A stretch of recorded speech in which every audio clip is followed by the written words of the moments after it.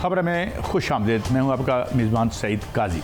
नाज़रीन, there are host of issues और ख़बरें हैं और बहुत से अहम मेहमान भी हमारे साथ शामिल हैं। मैं उनका तारुफ बाद में कराता हूँ। पहले मैं ज़रा रन डाउन पे बात करते हैं। चीफ इलेक्शन कमिश्नर के ख़िलाफ़ अब बात सेनेट में हो रही है। कॉन्स्टिट्यूशनल पोस्ट के हवाले से हमने पहले भी बहुत जो है इस तरह से हमने कहा है और अब कह रहे हैं जी मुकदमा चलाया जाए। सेनेटर मुश्ताक कह रहे हैं, तो ये किस हद तक पॉजिटिव बात है इस मुल्क के लिए, आइन के लिए। सियासी जमातों में इत्तफाक राय ना हुआ तो कोई ऑप्शन मौजूद है। मुर्तज़ा सुलंगी साहब जो वज़ीर इत्तलात हैं वो फरमा रहे हैं, तो वो क्या ऑप्शन है? क्या वो इशारा कर रहे हैं कि कंटिन्यू करेंगे, खुदा न खास्ता ये निगरान सेटअप कंटिन्यू करेगा? उधर मुशाहिद हुसैन सैयद साहब ने भी सेनेट में एक बात की है कि तमाम नई हुकूमत जो भी आए वो सियासी कैदियों को माफ़ कर दे। और उसके साथ साथ last but not the least जो सिद्दीकी साहब हैं, इरफान सिद्दीकी साहब, वो कह रहे हैं जी नून लीग और पीटीआई भी आपस में बातें करें। हालात किस नहज की तरफ जा रहे हैं, मैं अपने मेहमानों का तारुफ करवाता हूँ। हमारे साथ मौजूद हैं जनाब फैसल चौधरी, माहिर कानून है, हसन रज़ा पाशा मेरे भाई, और चेयरमैन पाकिस्तान बार काउंसिल की जो एग्जीक्यूटिव कमेटी के chairman, thank you very much. थोड़ी देर में हाफिज़ एहसान माहिर कानून है, वो भी हमारे साथ होंगे। मगर बात का आगाज़ हसन रज़ा साहब मैं आपसे करता हूँ। ये फरमाइए कि अब ये जो क्राइसिस है ये अब हमारे जो कॉन्स्टिट्यूशनल इंस्टीट्यूशंस हैं लाइक सेनेट है, वहाँ से फिर वही एक पुरानी जिस पे हम बड़ा बात करते थे कि यार कम से कम हमें अपनी सियासी लड़ाई में कॉन्स्टिट्यूशनल जो इदारे हैं उनको नहीं घसीटना चाहिए। मगर अब एक कॉन्स्टिट्यूशनल इदारे से ही ये डिमांड आ रही है कि जनाब चीफ इलेक्शन कमिश्नर साहब को जो है वो, तो ये इसे आप कैसे देखते हैं और क्या ये मुमकिन है खुदा न खास्ता? जनाब हसन रज़ा पाशा साहब। मेरा ख्याल है कि डिमांड तो किसी एक आध मेंबर की हो सकती है, लेकिन अभी ये मुमकिन नहीं है जो उनकी ख्वाहिश है वो पूरी हो जाए। क्योंकि देखें अभी इलेक्शन हाल ही में मुकम्मल हुए हैं और अभी मामलात इलेक्शन कमीशन ऑफ पाकिस्तान और ट्रिब्यूनल्स की तरफ जा रहे हैं। फॉर एंड अगेंस्ट बातें हो रही हैं, कोई कह रहा है धांधली हुई है, कोई कह रहा है धांधली नहीं हुई। अलबत्ता एक चीज़ बहरहाल ज़रूर है कि धांधली के बादल इस इलेक्शन पे मंडला रहे हैं और बड़े गहरे हैं, और शकूक शुबात इस हद तक हो गए हैं कि अब कोई भी जीतने वाला भी हुकूमत साजी की तरफ उस जज्बे और उस एक अज़म के साथ नहीं जा रहे, बल्कि एक दूसरे के कंधे पे डाल के वो चाहते हैं कि सब मिल के ये बोझ उठाएं। बहरहाल ये बोझ किसी ने तो उठाना है, चूँकि पाकिस्तान मुस्तकबिल करीब में एक और ऐसे इलेक्शन का मुतहम्मल फ़िलहाल नहीं हो सकता। उसकी वजह यह है कि 1 खरब 16 अरब रुपए इस मुल्क के खर्च हुए हैं। इलेक्शन कमीशन ने 48 अरब रुपीज़ खर्च किए हैं और बाकी जो कैंडिडेट्स हैं उन्होंने सूबाई असम्बली के और कौमी असम्बली के उन्होंने बाकी खर्च किए हैं। तो देखिए इतनी बड़ी रकम जब इन इलेक्शंस पे खर्च हो चुकी है तो दूसरा इलेक्शन फ़ौरन ही हो जाना ये भी कोई मुनासिब नहीं है। इस मुल्क की मुआशी हालत पहले ही बड़ी ख़राब हो चुकी है।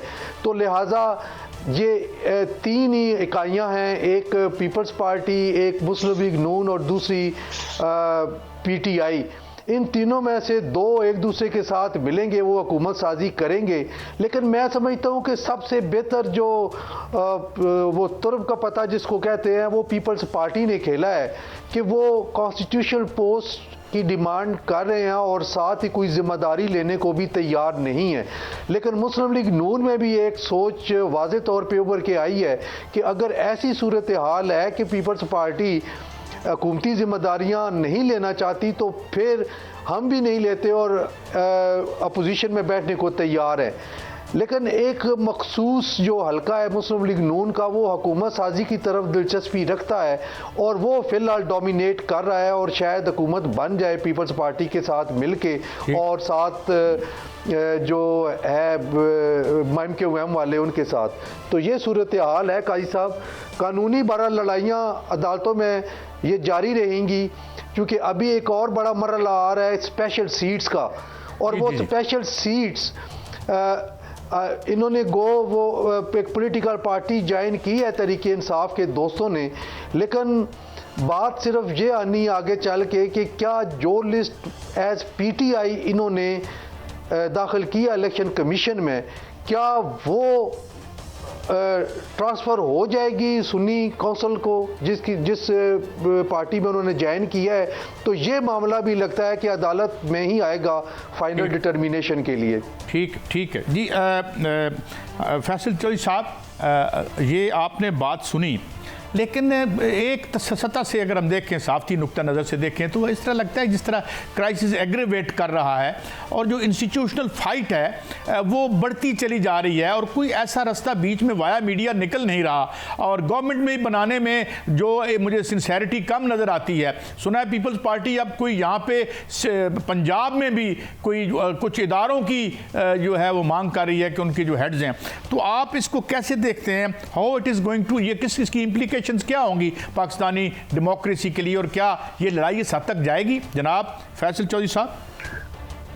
साहब, दो पहलू हैं आपके सवाल के। एक तो सियासी पहलू है, ज़ाहिर है पीपल्स पार्टी जो है वो समझती है कि नून लीग इस वक्त जो है वो प्रॉब्लम में है और वो अपना जो मैंडेट है उनका उस तरह से नहीं दे सके और फिर जो सारी उंगलियां भी उन्हीं की तरफ उठ रही हैं।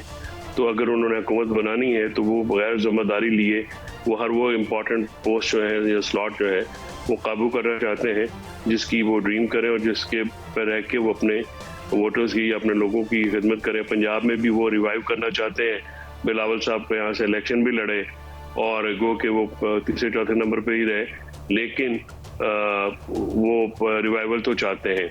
तो उसके लिए पीपल्स पार्टी का तो जो कैरेक्टर है या पॉलिटिकल गिमिक्स हैं वो तो अंडरस्टूड है, वो तो पुरानी पार्टियां जो है वो इस तरह से करती हैं। एज फार एज आपका सवाल ये है कि कॉन्स्टिट्यूशनल क्राइसिस जो है वो एग्रीवेट कर रहा है, तो एग्रीवेट वो काफ़ी हद तक कर चुका है और करेगा, इसलिए कि जिन इदारों ने इश्यूज साहब, जो गवर्नेंस का बेसिक प्रिंसिपल ये होता है कि आप इशू बनने से पहले उसको एड्रेस करते हैं, बिकॉज एक दफ़ा इशू बन जाए तो फिर वो काबू हो या ना हो वो फिर मुश्किल होता है।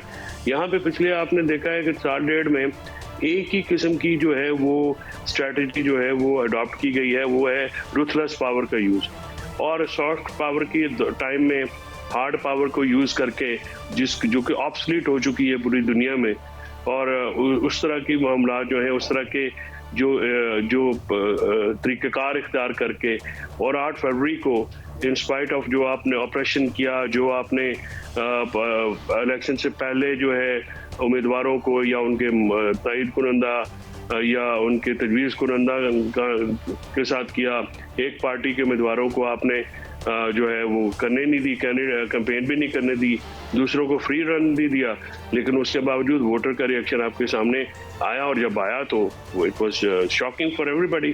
क्लीन स्वीप हुए हैं हर जगह पे, फिर वो आपने रिजल्ट रोक के जो है जिस इदारे का काम है कि साफ शफाफ इलेक्शन कराए, उस इदारे के ऊपर अब उंगलियां उठ रही हैं। और पाकिस्तान बार कौंसिल की तो प्रेस रिलीज आई है, अभी भी आई है और पहले भी आई है, जिसमें डिमांड की गई है चीफ इलेक्शन कमिश्नर के इस्तीफे की। तो इशू ये है कि ये जो और जो वो कमिश्नर रावलपिंडी का जो बयान है उसने तो कफन में कील ठोक दिया आखिरी। देखिए ना, एक कमिश्नर को आप ये कह देना कि पागल है जी, उसका कोई काम नहीं है, ये तो ऐसी फजूल तरीन दिफा है। एक कमिश्नर जो है वो 5 DRO का सरबराह था, हर मामले में वो शामिल था, और उसके बाद जब उसने बयान दिया है तो वो ना उसकी खबर चल रही है और ना उसकी कोई अता पता है। आप ये कह रहे हैं कि बाई एंड लार्ज ये कह रहे हैं कि क्राइसिस जो है वो एग्रीवेट भी कर रहा है, बढ़ रहा है, और एग्रीवेट जिन लोगों ने उसको अरेस्ट करना है वो उसको एग्रीवेट करने के जिम्मेदार हैं। आप मेरे साथ ही रहिए फैसल भाई, आपका पॉइंट ऑफ व्यू आ गया। हाफिज एहसान साहब माहिर कान और गहरी निगाह रखते हैं इन इशूज़ पर। बड़ा जैसे कहते हैं Hafiz Ehsan sahab, we are living in very interesting times, ये एक चीनी कहावत है।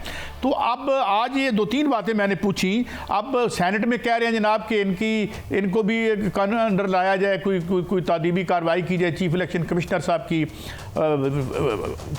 4-5 जो आपका फार्म है उसकी लड़ाई है, कुछ आशिकशोई हो भी रही है 3 सीटों के हवाले से, जिस तरह आपने इस्लामाबाद में देखा। How do you look eight, और फिर गवर्नमेंट जिन्होंने बनानी है वो अभी तक आज इस लम्हे तक आपस में तय ही नहीं कर पा रहे। How do you look at this scenario Hafiz Ehsan साहब?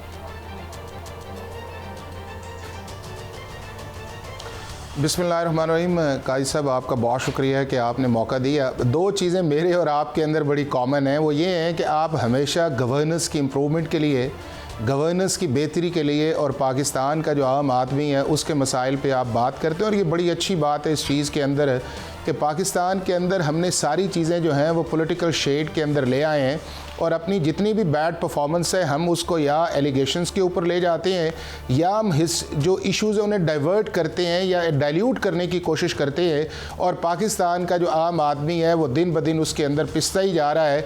और 76 साल से हमने इस मुल्क के अंदर जिन एरियाज़ के अंदर हमें इम्प्रूवमेंट चाहिए थी कि जिसमें पाकिस्तान का जस्टिस सिस्टम हो, गवर्नेंस सिस्टम हो, सोशल सेक्टर हो, इंस्टीट्यूशनल डिलीवरेंस उसके अंदर आए और पाकिस्तान की इकॉनमी के जो ऑप्टिक्स हैं और रियलिटी के अंदर ये बेहतर आए, वो चीज़ें जो है हमारे इस पॉलिटिकल प्रोसेस की वजह से जो है आपस में लड़ाई की वजह से वो ऐसी दूर चले गए हैं कि हम इस सारे प्रोसेस के अंदर अपनी जो है हैंड पिक्ड लोग भी लेके आते हैं, उन इंस्टीट्यूशंस के अंदर अपनी मर्ज़ी के लोग भी लेके आते हैं और पाकिस्तान की जो पॉलिटिक्स है उसको हमने इलेक्टेबल पॉलिटिक्स के अंदर ले गए हैं। पाकिस्तान के आम आदमी को पॉलिटिक्स से हमने इतना दूर कर दिया है और ये चीज़ इस इलेक्शन के अंदर पाकिस्तान के आम आदमी ने शो की है कि वोट की असल ताकत पाकिस्तान के आम आदमी के पास है, इलेक्टेबल जो है वो मैटर नहीं करते। और ये मेरा ख्याल है कि सारी पॉलिटिकल पार्टीज़ के लिए एक बहुत बड़ी वार्निंग है और इस चीज़ को एड्रेस करेंगे इंशाअल्लाह। दूसरा जो आपने कहा है कि जो फॉर्मेशन ऑफ गवर्नमेंट है, तो अगर आप उसको रियलिटी के अंदर देखा जाए तो इस वक्त जो कॉम्पोजिशन बनी है वो 3 एरियाज़ की कॉम्पोजिशन बनी है। एक कॉम्पोजिशन ये है कि जिसमें PMLN है, दूसरी कॉम्पोजिशन जो है वो पीपल्स पार्टी है और तीसरी कॉम्पोजिशन के अंदर जो PTI बैक्ड इंडिपेंडेंट्स हैं और कुछ आपकी सीट्स जो हैं जो MKM के पास हैं या आपकी नेशनलिस्ट पार्टीज़ हैं उनके पास है। अब इसके अंदर ये है कि जो आर्टिकल 91 के नीचे जो प्रोसेस बनना है वो ये है कि आपका इसका हाउस जो है वो है 336 का और 336 में आपने 169 नंबर्स जो है वो लेने हैं। उसके लिए अब ये है कि 2 पॉलिटिकल पार्टीज़ का या 2 सेगमेंट्स जो इस कॉम्पोजिशन है उनका इकट्ठा होना ज़रूरी है। अगर नहीं होंगे तो आपके मुल्क के अंदर नई गवर्नमेंट बन नहीं सकेगी। मैं माफी चाहता हूं, मैं इंटरजेक्ट कर रहा हूं, मुझे एक ब्रेक की तरफ जाना है। उस जो है मेजॉरिटी नहीं लेगा। मैं वापस आके आप मुकम्मल करूंगा, मगर आपसे क्यों लेकर एक सवाल छोड़ के जाता हूं। हसन रजा पाशा साहब, ये जो बात की और इशारा किया, यार ये सारा खेल जो है इन सारे जो कार्टल्स के लिए लगा हुआ है, ये एलीट की लड़ाई है। और आज इस इलेक्शन में अवाम ने कुछ कोशिश की, जिस तरह कहा कि इलेक्टेबल्स को उठा के बाहर फेंका उन्होंने। Do you think there is any such thing? और क्या रियासत का रिस्पॉन्ड करेगी अवाम का ये जो एक रिएक्शन आया है वोट के सिलसिले में? हसन रजा पाशा साहब आपसे पूछूंगा और बाद में फैसल चौधरी साहब से भी। एक ब्रेक, हमारे साथ रहिए।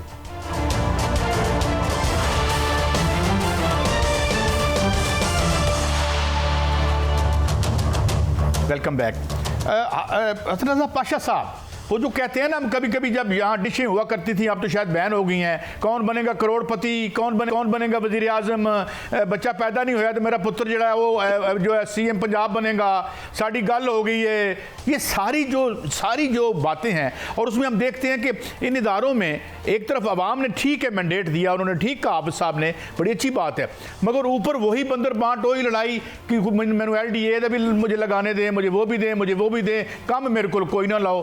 डू यू थिंक ये सिलसिला इस पुरानी ऐद में चल सकता है जहां अब माशी तौर पर हम 4 बदतरीन मुल्कों में खुदा न खास्ता आ चुके हैं? जनाब हसन रजा पाशा साहब। जी काई साहब, जो एवोल्यूशन थ्योरी है वो कभी आहिस्ता कभी तेज़ चलती रहती है, उसमें कोई रुकावट नहीं हो सकती, रुक नहीं सकती, ठहराव नहीं आ सकता, साकत और जामद नहीं हो सकती, इसने चलना है, कभी तेज़ चलना है, कभी आहिस्ता चलना है। तो एक चीज़ बहरहाल इस इलेक्शन में बड़ी वाज़ेह हुई है कि इलेक्टेबल्स और जो उनकी जीत की मिथ थी वो कम से कम पंजाब में टूटी है। और पंजाब, आपको पता है कि इस तरह की तब्दीलियां बड़ी मुश्किल से आती हैं जहां पे मखसूस घरानों की नशिस्तें होती थीं और मखसूस लोग कामयाब होते थे। मुख्तलिफ ख़ानदान, जो 4-5 ख़ानदान हैं, उन्हीं की हुक्मरानी होती थी। तो ये मिथ टूटी है और पाकिस्तान की अवाम ने इसको तोड़ा है। जहाँ तक ताल्लुक है KP के अवाम का, वहाँ पे सूरत हाल आपके सामने है कि उसमें भी यही चेंज आई है। और लेकिन जो बलूचिस्तान और सिंध के जो मारूजी हालात हैं उनमें तब्दीली इस तरीके से नहीं आई जिस तरीके से पंजाब और केपी में आई है। बहरहाल मैं समझता हूँ कि ये एक चेंज, इसको अब बड़ी जिम्मेदारी पीटीआई बैक्ड एमएनएज और इनकी क़यादत पे आती है कि वो इसको कितना कायम रख सकते हैं, क्योंकि आपको याद है कि जब जुल्फ़िकार अली भुट्टो पहला इलेक्शन जीते 71 में, तो वो यही सूरत हाल थी कि कहते थे कि अगर खंबा भी खड़ा होगा तो वो उसको वोट पड़ेगा भुट्टो के नाम पे। फिर जो डाउनफॉल आया वो ये आया कि उन्होंने इलेक्टेबल्स और इन बड़े ख़ानदानों को अपनी पार्टी में लेना शुरू कर दिया और फिर उनको जिताने के लिए धांधली हुई और की गई या इल्ज़ाम लगा। तो अगर पीटीआई अपने उसी गो में जाती है और आम अपने जो वर्कर्स हैं उन पे एतमाद करती है, तो फिर सूरत हाल ये कायम रहना मुमकिन हो सकती है। अदरवाइज़ अगर उन्होंने यू टर्न लेके दोबारा इलेक्टेबल्स को देखना होगा तो फिर ये इस जो पाकिस्तानी कौम है, जो वोटर्स हैं, एक दफ़ा तो हुआ ना हसन भाई, उनके साथ जाती होगी। एक दफ़ा तो हुआ ना कि जिनके हम नाम भी नहीं जानते, नॉन डिस्क्रिप्ट लोग थे, किसी का जो है वो टिंडे पे लड़ रहा था, कोई कद्दू पे लड़ रहा था, तो मतलब people even identified all those things. और ये भी जो मिथ थी फैसल चौधरी साहब कि ये मुल्क के अवाम पढ़े लिखे नहीं हैं, बल्ले वाले फैक्टर ने मेरी नज़र में तो कोई इतना ऐसा फ़र्क नहीं डाला, लोग इतने चार्ज थे कि उन्होंने सब कुछ ढूंढ लिया। मगर सवाल ये जो पाशा साहब ने भी उठाया है और जनाब हाफिज़ साहब ने भी उठाया है कि ये अगर ट्रांसलेट नहीं होता किसी तब्दीली में, और फिर ये स्टेट ऑफ अफेयर जो इकॉनमी की है हमारे सामने कि आज बंदा नहीं लभदा कि भाई वज़ीर-ए-आज़म मैं नहीं बनना, जिस तरह चौधरी शुजात कहा करते थे। तो do you see any silver lining in this otherwise very bleak situation Faisal Chaudhry sahab? साहब मसला ये है कि ये जो चेंजेस हैं इनको ये ग्राउंड पे तो आ गई हैं, अवाम ने तो आपको पता, हम पटवारी में कहते हैं कहानी कर दी थी उन्होंने। अच्छा, जो उन्होंने जो जिस तरह से जवाब दिया है उसका तो कोई आप मतलब जवाब ही नहीं है पाकिस्तान की रीसेंट पॉलिटिकल हिस्ट्री में। लेकिन ये जो फैसला साज इदारे हैं जो इस चेंज की राह में रुकावट बन के बैठे हुए हैं, क्या उनको ये एहसास नहीं है कि जब तक पाकिस्तान का आम आदमी जो है वो ऐवानों में नहीं पहुंचेगा तो वो अपने फैसले जो है वो उस तरह से नहीं कर सके। एक एलीट क्लास की बैकिंग जो है वो कब तक इस मुल्क में की जाएगी? एक एलीट क्लास को कब तक जो है आप हारने के बावजूद जो है वो बार बार इम्पोज करेंगे? देखिए ये एक फैक्ट है कि जो इस वक्त नून लीग की लीडरशिप है वो अपने घर की सीटें भी हार गए हैं, इवन देन आप उनको जो वो है इम्पोज करने की कोशिश कर रहे हैं। इंडिपेंडेंट जो पीटीआई बैक्ड है, चौधरी इलियास साहब हमारे नेबर में गुजरात के वो एमएनए हैं जिन्होंने एक वहाँ के बहुत तगड़े जो कोटला के रजा साहब थे उनको हराया, वो कल से अगवा हो गए।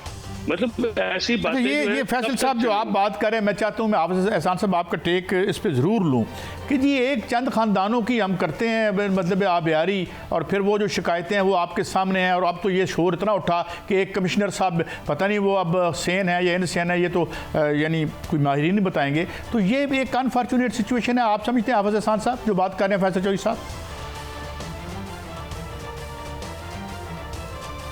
देखें काई साहब, ये जो बातें हैं ना जी, ये बातें अब स्पेसिफिक इशू से ले के अब इसको ब्रॉडर इश्यूज़ पे चले जाना चाहिए। और ब्रॉडर इशू ये है कि पाकिस्तान के रियल इश्यूज़ अब हैं क्या। अब देखिए, जब मैंने आपको एक इशारा दिया उस चीज़ के अंदर कि पाकिस्तान के अंदर जो इलेक्टेबल्स वाला मामला था वो पाकिस्तान के आम आदमी ने निशान से ऊपर जाके उसका फ़ैसला किया है। और निशान के अंदर जो आपका सबसे बड़ा प्रॉब्लम आता है ये है कि पाकिस्तान के या सब कॉन्टिनेंट के जो लोग हैं वो इलिटरेट है, तो वो पार्टीज़ या नाम की बजाय उस निशान के ऊपर जाते हैं। तो पाकिस्तान के लोगों ने एक पॉलिटिकल मुजाहरा किया कि हम अगर कोई भी निशान हो उस चीज़ के अंदर तो हम अपना वोट कास्ट करेंगे। दूसरा उस चीज़ के अंदर यह है कि उस रियलिटी को आप मान लें इस सारी चीज़ के अंदर है कि पाकिस्तान के जो इश्यूज़ हैं, चाहे अब जो भी जितनी भी पॉलिटिकल पार्टीज़ हैं, इन्हें अपने इस फेलियर की तरफ मान लेना चाहिए कि हमसे इस मुल्क के अंदर डिलीवर नहीं हुआ। और मैं मोस्टली आपको बताऊं कि इस वक्त पाकिस्तान का जो वोटर आया है वो लॉयल्टी पे नहीं आया काजी साहब, पाकिस्तान का वोटर रिएक्शनरी मोड के अंदर आया है। वो रिएक्शनरी मोड जो है वो पाकिस्तान की यूथ ने भी दिया है, और पाकिस्तान की यूथ से ज़्यादा ये पाकिस्तान की ख़वातीन ने दिया है। इस दफ़ा पाकिस्तान पूरे के अंदर किसी जगह आपको ख़वातीन की पोलिंग स्टेशंस का बाइकआउट नज़र नहीं आया जो हमें KPK के अंदर नजर आया। वो क्यों ये आया है जो आपका रिएक्शनरी वोट है? वो रिएक्शनरी इसलिए आया है कि पाकिस्तान का आम आदमी, मैं फाइनल क्वेश्चन एक आपसे, हाफिज साहब आपसे क्वेश्चन, आप रिएक्शनरी कह रहे हैं, किसके खिलाफ था ये रिएक्शन? जी किसके खिलाफ था? रिएक्शनरी था इस सिस्टम के खिलाफ, इस बैड परफॉर्मेंस के खिलाफ, और वो जो आम आदमी पाकिस्तान की महंगाई के अंदर एक फ्यूचरिस्टिक अप्रोच के अंदर जो जाना चाहता है कि पाकिस्तान की बेहतरी है, ये उन सब के लिए एक अलार्मिंग है। और उसकी काजी साहब बुनियादी वजह मैं आपको बताता हूँ, वो ये है कि आप ये बताएं कि इस मुल्क के अंदर जिस लेवल पर आपकी बिजली या गैस की प्राइसेस या आम आदमी की चीज़ें से बाहर हो गई हैं, 60% आबादी तो आपका 2 वक्त का खाना नहीं खा सकती, और एक बंदे की 1000 रुपये अगर दिहाड़ी है तो वो 500-600 रुपया तो अपने खाने पीने के अंदर ट्रैवलिंग के लिए लगाता है। वो अपने बच्चों को खिलाए कहाँ से, बिजली का बिल कहाँ से दे, गैस का बिल कहाँ से दे? और ये वो अलार्मिंग सिर्फ एक ही नहीं आई, ये अलार्मिंग उन सारों की आई जो पावर के अंदर जाएंगे, और इन्हें अब ये रियलाइज कर देना चाहिए कि पाकिस्तान का जो अगला भी इलेक्शन होगा, जब भी होगा, वो परफॉर्मेंस बेस्ड आएगा। वो इस बुनियाद पर नहीं आएगा कि मैं जी 20 साल इस पार्टी से हूँ और 20 साल। अब आप देखें, मैं आपको बताऊं, इस इलेक्शंस के अगर आप स्टैटिस्टिक्स आप देखें तो आपको पता चलेगा कि क्यों मैंने रिएक्शनरी कहा है। वो इसलिए कहा है कि 2013 के अंदर आपका वोट था 55%, 2018 के अंदर टर्नओवर था आपका 52%, इस दफ़ा आपका टर्नओवर हुआ है 48%, यानी कि अभी भी पाकिस्तान की जो 52% आबादी है वो आपके इस पॉलिटिकल प्रोसेस के अंदर नहीं आई। लेकिन मैं एक सवाल, क्योंकि मैंने आपकी बात ली, ये ट्रेडिशनल वोटर्स को जो इन पॉलिटिकल पार्टीज, मैं आपसे क्यों लेता हूं, मैं आपसे क्यों ले रहा हूं, और पाश साहब क्विकली बताइएगा। ये कह रहे हैं बिजली पानी, जब बिजली पानी बनाने वाले कारोबारी लोग ही आपके पार्लियामान में भी जाएंगे तो फिर उनको कौन पकड़ेगा? One last quick answer Pasha साहब। देखिए, ये तो अभी आप रोक नहीं सकते, इन्होंने आना है, और यही गुड गवर्नेंस ही ऐसी चीज़ है जो कि मौजूदा जो भी हुकूमत अब बननी है, पार्लियामान ने बनना है अपनी governor based. I am sorry, मुझे यहाँ बड़ी इंटरेस्टिंग गुफ्तगू थी, मगर मुझे टाइम की कमी की वजह से आपके तीनों दोस्तों का बहुत शुक्रिया, चौधरी साहब, जनाब हाफिज हसन साहब, बसर रज़ा पाशी साहब। मगर जो बात हमने कंक्लूड की, और वो बात यही थी, वो ये कि जब जो गुड गवर्नेंस जो है मेरे ज़ाती कारोबार के लिए होगी, उसके बढ़ावे के लिए होगी, तो अवाम तो खज्जल होंगे ही। पर एक ब्रेक है, ब्रेक के बाद जब वापस आएंगे तो हमारे साथ PTI के रहनुमा बड़े हैं जनाब रऊफ हसन साहब हमारे साथ होंगे। आप हमारे साथ रहिए।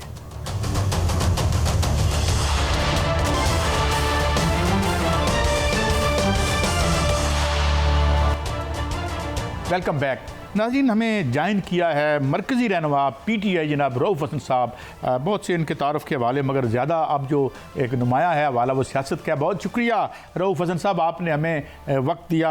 हजूर ये फरमाएँ कि एक आज सेनेट में 2-3 बातें बड़ी अजीब हुई। एक तो ये कि जनाब सिद्दीकी साहब जो PMLN के सेनेटर हैं, उन्होंने आपको भी दावत दी कि हमारे साथ बात करें। उधर मुशाहिद हुसैन सैयद साहब कह रहे हैं कि तमाम जो सियासी कैदी हैं उनको जो है वो रिहा कर दिया जाए, और मुश्ताक साहब जो कि गालिबन जमात इस्लामी के सेनेटर हैं, उन्होंने मुकदमे की बात भी की, जो यानी चीफ इलेक्शन कमिश्नर एक कॉन्स्टिट्यूशनल है। तो ये क्या कोई इसमें वाया मीडिया निकल सकता है, और इस पूरे बुरे हालात में कोई बैठ के बात आगे बढ़ती आपको नज़र आती है कि कम से कम कुछ हुकूमत बने, कहानी आगे चले? ये तो स्टेलमेट नज़र आता है। जनाब रऊफ हसन साहब। देखिए, इलेक्शन कमीशन का जहाँ तक रोल है वो मुजरिमाना, अगर मैं कहूँ तो वो एक अंडरस्टेटमेंट होगी। ये मुजरिमाना से भी बहुत ज़्यादा ग्रीवस और गंभीर किस्म का इनका रोल रहा है, और चीफ इलेक्शन कमिश्नर का जो कॉन्डक्ट है वो एक क्रिमिनल का है, एक मुजरिम का है। वो 2 साल से उसने PTI के ख़िलाफ़ महाज जो है वो कायम किया हुआ है इलेक्शन कमीशन के ऑफिस में, और वो हर तरीके से PTI को डेसिमेट करने के लिए पूरी कोशिश करता रहा है। तो सेनेटर मुश्ताक साहब ने जो इनके बारे में कहा है, मैं उसमें एक चीज़ सिर्फ ऐड करूँगा, वो ये है कि वो उनका इस्तीफ़ा आना चाहिए और फौरी आना चाहिए।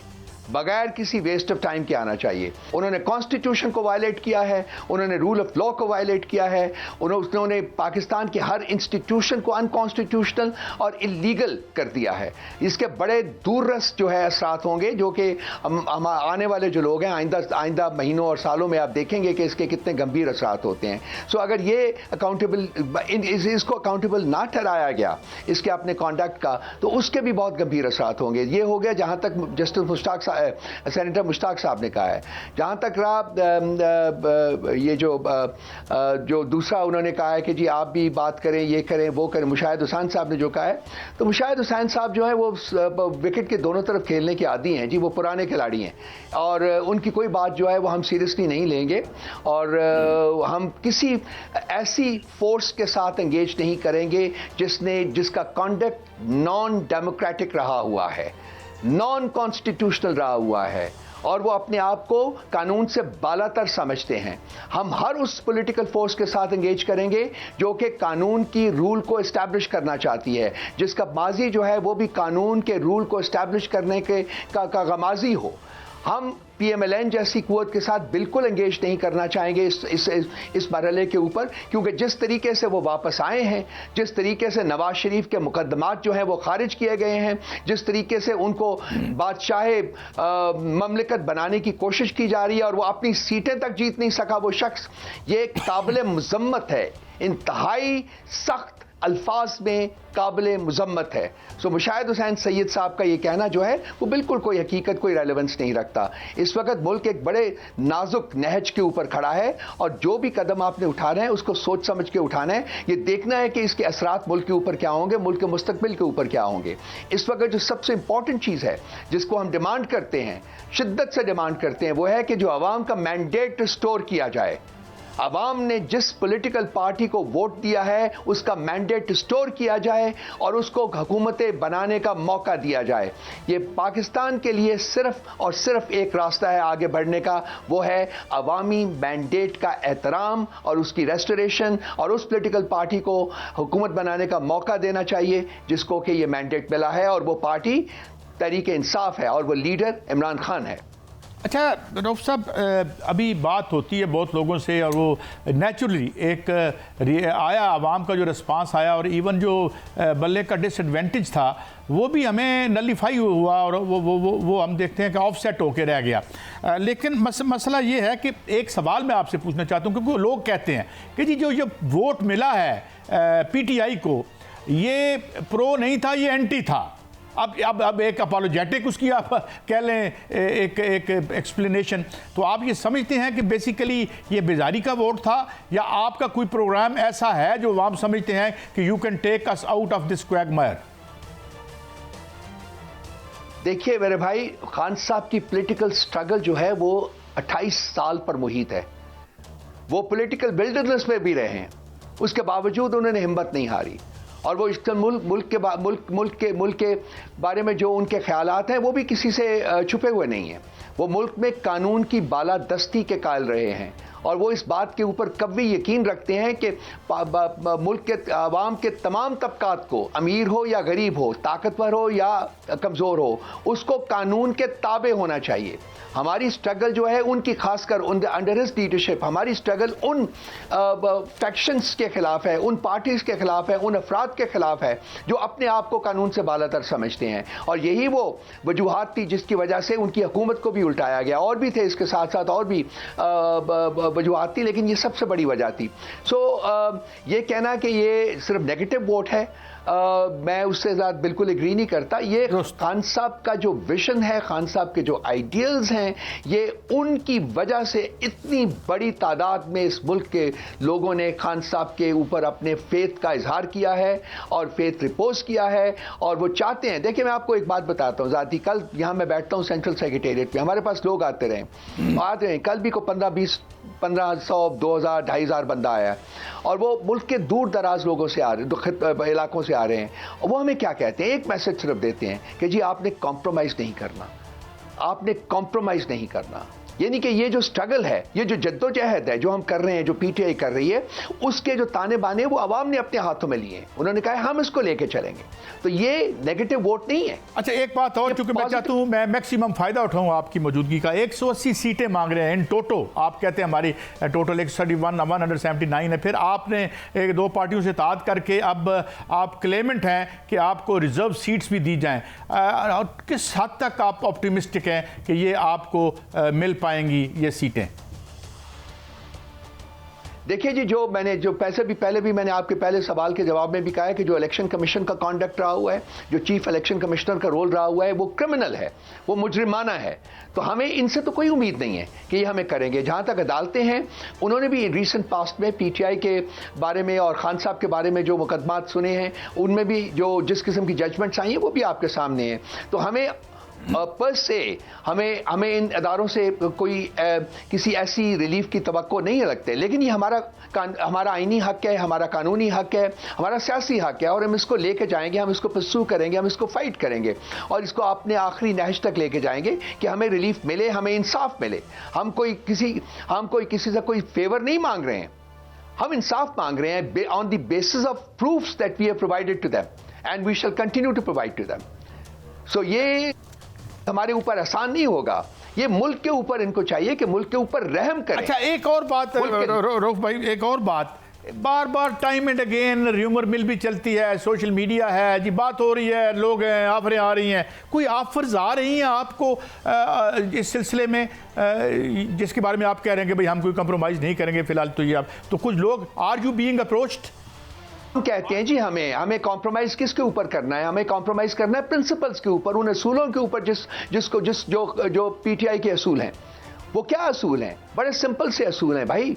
वो आइन की बालादस्ती, कानून की बालादस्ती, सोशल वेलफेयर, ये असूल हैं जिनके ऊपर हमने कॉम्प्रोमाइज़ नहीं करना। और जिस तरीके से हुकूमत गिराई गई थी हमारी, वो गलत काम था। जिस तरीके से इलेक्शंस को रिग किया गया है, वो गलत काम है। इन चीज़ों के साथ हम कॉम्प्रोमाइज़ नहीं करेंगे। जब हम मांगते हैं अपना हक, तो वहां हम कॉम्प्रोमाइज नहीं करेंगे। जब हम कानून की बालादस्ती चाहते हैं, वहां कॉम्प्रोमाइज नहीं करेंगे। जहां हम आइन की बालादस्ती चाहते हैं, वहां कॉम्प्रोमाइज नहीं करेंगे। ये कोई जाती हमारी ख्वाहिशात नहीं है, ये हमारी पार्टी की ख्वाहिशात हैं। हम कोई आले शरीफैन और आले जरदारियान नहीं है जो कि अपनी जेबें भरने के लिए जो है। थैंक यू वेरी मच, आपने हमें वक्त दिया, very much for your very valuable contribution. आपके नुक्ता नज़र हमारे सामने आ गया। मगर नाज़रीन, जाते जाते प्रोग्राम को ख़त्म करते हुए एक बात तो तय है जो हम सब कह रहे हैं, अवाम जो हैं वो तब्दीली मांग रहे हैं।